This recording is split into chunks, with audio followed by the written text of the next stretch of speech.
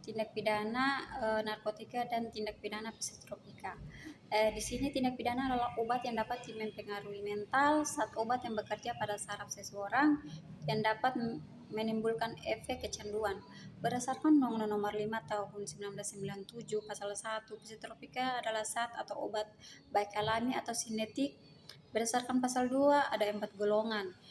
Golongan pertama psikotropika golongan 1, adanya ketergantungan tertinggi. Yang kedua psikotropika golongan 2. Golongan 2 adanya ketergantungan menengah. Yang ketiga psikotropika golongan ketiga adanya daya ketergantungan. Yang keempat psikotropika golongan 4 adanya ketergantungan rendah berkhasiat. Penerapan sanksi di mana psikotropika golongan 1 bisa diancam dengan relevan penjara paling lama 15 tahun dan denda 750 menurut pada perbuatan melawan hukum. Yang berikut adalah dasar hukum Undang-Undang Nomor 9 tentang narkotika. Artinya narkotika adalah zat atau obat yang berasal dari tanaman. Tindak pidana narkotika adalah perbuatan yang dilanggar oleh undang-undang, perbuatan yang melawan hukum tanpa hak, tidak sesuai dengan kewenangan seseorang, melibatkan zat atau obat yang tidak sesuai melakukan perbuatan. Tindak pidana narkotika atau psikotropika adalah perorangan, korporasi, jenis-jenis tindak pidana narkotika, penyalahgunaan produksi dan peredaran tersebut. Yang berikut adalah pembelaan saksi pada golongan 1, sanksi berat, di mana narkotika itu dapat dikenakan sanksi ketika mengetahui seseorang melakukan tindak pidana atau melakukan peredaran obat-obatan terlarang dan melakukannya dan memakainya akan dikenakan pada pasal atau Undang-Undang Nomor 35 Tahun 2009 tentang narkotika. Mungkin itu dari saya. Terima kasih. Iya, selamat siang. Perkenalkan, nama saya Desi Cinsia Waitau. Di sini saya akan menjelaskan mengenai peringanan dan pemberatan ancaman pidana, disparitas pidana, pidana pokok, dan pidana tambahan.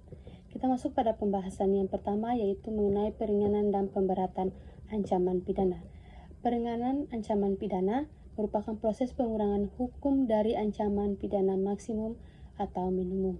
Contoh faktor peringanan tersebut berupa terdakwa berlaku sopan selama persidangan, adanya keadaan subjektif dari pelaku saat melakukan tindak pidana seperti menyesali perbuatannya, dapat mengurangi ancaman pidana sepertiga untuk tindak pidana tertentu. Peringanan ini dapat diberikan jika ada keadaan subjektif pelaku yang meringankan, misalnya karena motif tertentu, tetapi tidak otomatis mengurangi ancaman pidana secara signifikan, seperti yang dibahas dalam analisis RKUHP tahun 2016. Artinya, keadaan subjektif pelaku merupakan faktor-faktor seperti keadaan psikologis pelaku saat melakukan tindak pidana dapat menjadi pertimbangan hakim untuk meringankan hukuman kepada si pelaku. Niat dan tujuan. Jika tindak pidana dilakukan dengan tujuan yang patut dihargai, ini dapat menjadi alasan peringanan hukuman juga. Kita dapat melihat faktor-faktor lainnya seperti sikap sopan di persidangan dapat menjadi pertimbangan hakim dalam keringanan meskipun tidak membebaskan diri si pelaku daripada hukuman sepenuhnya. Yang terpenting yaitu peringanan tidak selalu berarti terdakwa akan bebas daripada hukuman yang dijatuhkan, tetapi merupakan salah satu pertimbangan hakim dalam menjatuhkan putusan yang seadil-adilnya. Tentang pertimbangan hakim, yaitu pemberatan dan peringanan pidana adalah kewenangan mutlak majelis hakim untuk memastikan keadilan dan kesesuaian dengan undang-undang yang berlaku. Yang berikut, keputusan pemberatan dan peringanan harus dicantumkan dalam pertimbangan hakim. Putusan hakim sebagai bentuk pertanggungjawaban. Kita masuk pada yang berikut, yaitu pemberatan ancaman pidana. Pemberatan ancaman pidana merupakan proses penambahan hukuman pidana dari ancaman pidana pokok yang telah ditetapkan daripada majelis hakim. Contoh faktor pemberatan yang pertama, pelaku adalah pejabat negara yang menyalahgunakan wewenang. Yang kedua, pelaku melakukan pengulangan tindak pidana. Dan yang ketiga, tindak pidana dilakukan dengan menggunakan bendera kebangsaan, lagu kebangsaan, atau lambang negara. Yang menjadi batas daripada pemberatannya itu dapat ditambah paling banyak sepertiga dari maksimum ancaman pidana yang berlaku. Menurut Undang-Undang Nomor 1 Tahun 2023 tentang Kitab Undang-Undang Hukum Pidana, dasar hukumnya yaitu pemberatan seperti yang diatur pada Pasal 52 Undang-Undang KUHP dan Pasal 58 Undang-Undang Nomor 1 Tahun 2023. Ini terjadi jika pelaku adalah pegawai negeri yang menyalahgunakan jabatannya atau melakukan tindak pidana berulang yang bisa menambah hukuman hingga sepertiga. Dengan demikian, dapat diambil kesimpulan yaitu peringanan dan pemberatan ancaman pidana adalah penyesuaian beratnya hukuman yang dijatuhkan oleh majelis hakim berdasarkan faktor-faktor tertentu. Kalau pemberatan berarti hukuman yang diberikan diperberat karena ada faktor-faktor seperti pelaku adalah pejabat negara atau melakukan kejahatan berupa. Sedangkan peringanan berarti hukuman yang dikurangi karena adanya faktor-faktor yang meringankan seperti pelaku sopan selama persidangan atau sifat baik si terdakwa tersebut. Pemberatan seperti yang diatur pada Undang-Undang Nomor 52 KUHP dan Pasal 58 Undang-Undang Nomor 1 Tahun 2003 terjadi jika pelaku adalah pegawai negeri yang menyalahgunakan jabatannya atau melakukan tindak pidana yang berulang yang bisa menambah hukuman hingga sepertiga. Sementara itu, peringanan dapat diberikan kepada keadaan subjektif pelaku yang meringankan misalnya karena motif tertentu, tetapi tidak otomatis mengurangi ancaman pidana utama secara signifikan seperti yang dibahas dalam analisis RKUHP tahun 2016 tersebut. Kita masuk pada pembahasan yang kedua yaitu mengenai disparitas pidana. Disparitas pidana adalah perbedaan hukum yang dijatuhkan oleh pengadilan untuk kasus-kasus yang karakteristiknya serupa atau tindak kekerasannya sama.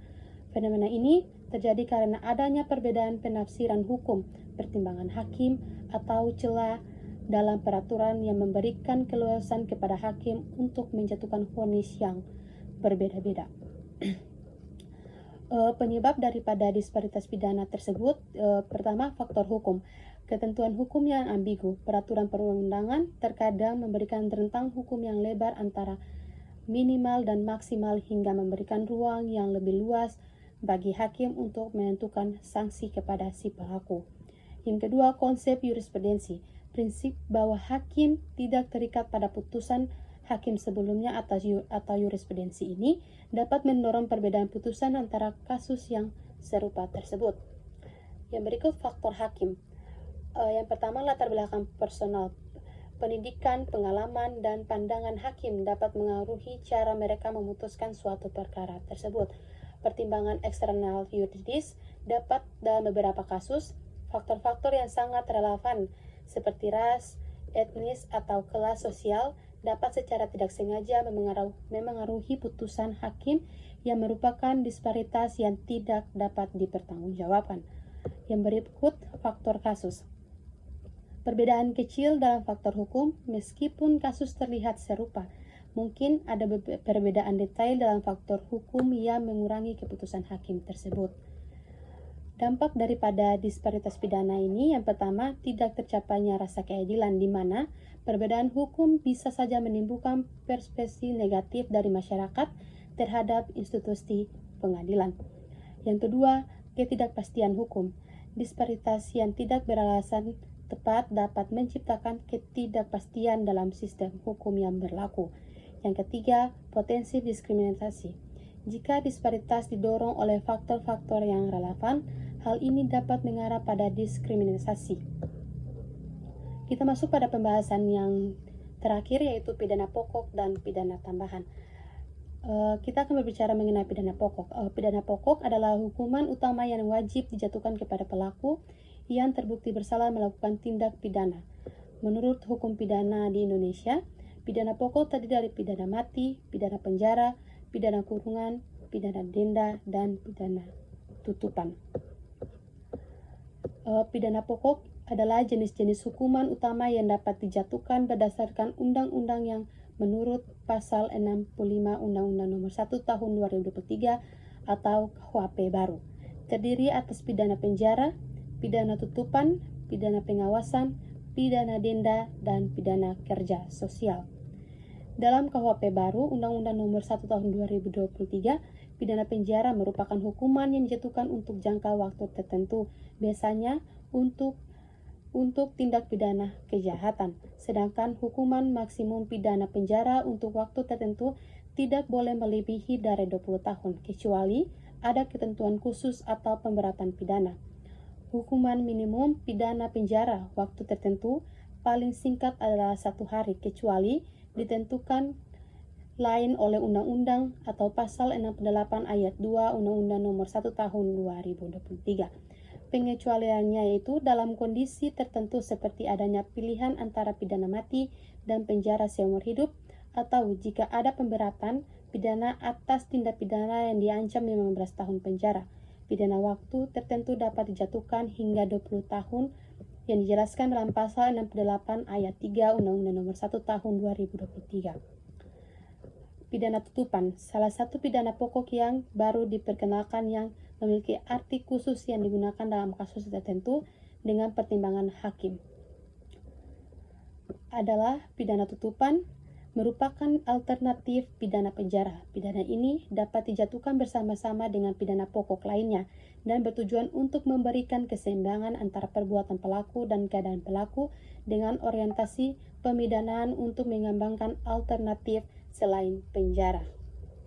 Pidana tutupan merupakan salah satu jenis pidana pokok yang dapat dijatuhkan oleh hakim sebagai alternatif pidana penjara. Tujuannya untuk memberikan keseimbangan dalam sistem pemidanaan dengan menawarkan alternatif penjara, sekaligus mendukung pembinaan yang berorientasi pada pemulihan dan pemasyarakatan kembali terpidana.